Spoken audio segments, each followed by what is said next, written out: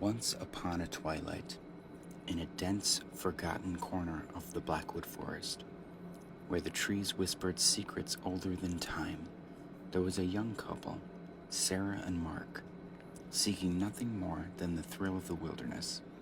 They pitched their tent under a canopy of ancient oaks, the kind that seemed to have seen too much, known too many stories. As night fell, the forest transformed. The playful chirp of birds gave way to the eerie symphony of nocturnal creatures. The campfire's crackle became the only beacon of comfort in an increasingly oppressive darkness. Sarah, always the more adventurous, suggested they tell ghost stories. Mark, ever the skeptic, agreed with a laugh, not believing in the supernatural.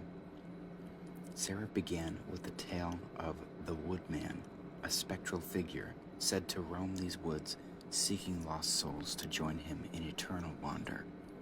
Her voice low and haunting, painting vivid images, but it was the sudden piercing scream of an animal in the distance that made Mark's skepticism waver. "Did you hear that?" Sarah's eyes were wide. "Probably just an owl," Mark rationalized, though his voice lacked conviction.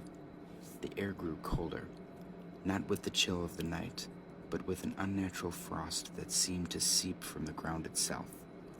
The fire dimmed as if something was sucking the life out of it. A branch snapped nearby, too loud, too close. Mark stood, flashlight in hand, sweeping its beam through the oppressive darkness. "Hello?" His voice was steady, but his hand trembled.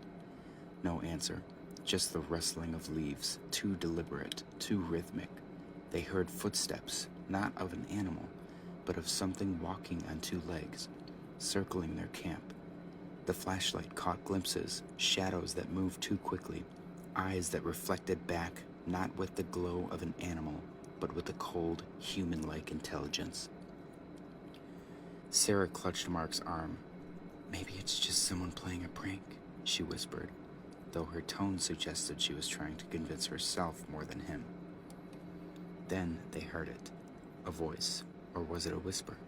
"Lost, so lost," it echoed from all directions, yet from nowhere. The trees seemed to lean in. The darkness thickened. In the campfire, their last bastion of light flickered to a feeble glow. Mark, now visibly shaken, pulled out his phone. No signal.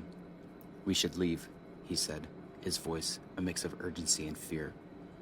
As they started dismantling their tent, the footsteps grew louder, closer. The voice, now clearer, sounded pained, yearning. Join us." With camp half packed, they heard the sounds of someone or something breathing heavily just beyond the fire's light. Sarah screamed as a figure stepped into the dim light. It was a man, or what was left of one. His form semi-transparent, eyes hollow, his mouth moving in silent pleas. Mark, driven by adrenaline, threw the remaining firewood at the figure, but it passed through, causing the ghost to wail in sorrow, not pain. The fire reignited fiercely, and in its light they saw dozens of ghostly figures, all in various stage of decay, surrounding them. "Run!" Mark shouted, grabbing Sarah's hand. They sprinted, the forest a blur of terror, the figures' cries mingling with their own heavy breaths. Branches tore at their clothes, roots tried to trip them, but fear lent them speed.